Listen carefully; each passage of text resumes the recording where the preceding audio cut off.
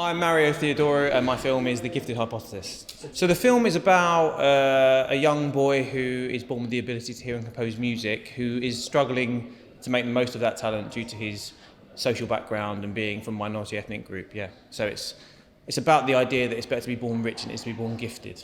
I saw some data actually that children from working class backgrounds who are really, really gifted are less likely to go to university than children who aren't particularly clever from very rich backgrounds, and the gap is widening. So I thought I'd make a film about that to sort of bring it to the forward, into people's consciousness.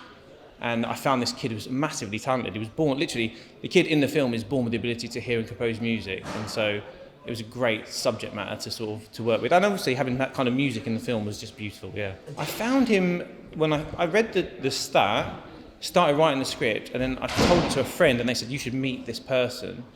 What was really interesting, he's half Indian with blue eyes, and I had to sort of cast him, but a kid who was the same as him, who was 7. So I went to a casting agent, and they were like, this is a very difficult brief, yeah. And they said, there's this one boy who's really talented, blue eyes, do you want to sort of screen test him? I said, yes. But out of interest, does he play the piano? She's like, he's a grade 6. And then I just thought, this is the stars have aligned, yeah. So wow. It was insane. Yeah, so there's a bit in the film where the protagonist has to play a grand piano in a very sort of posh house. So you had to move a flute and a piano to this house, but it was very expensive to hire it and have it tuned in the house and everything else.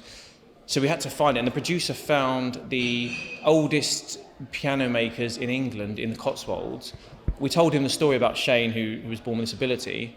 He said, look, come up, bring Shane. I'd like to see him play the piano, and just to meet him. It turns out that this guy's dad was the sort of pianist in silent films in London back in the day.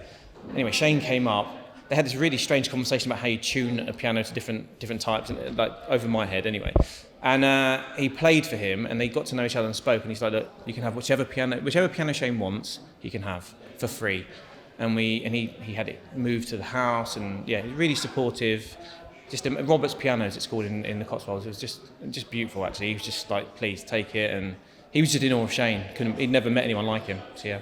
Fantastic. And how much are you looking forward to sharing your film with our audience? I can't wait. I went to university in this city as well, so to come back, show the film here, it's perfect. It's dreamy.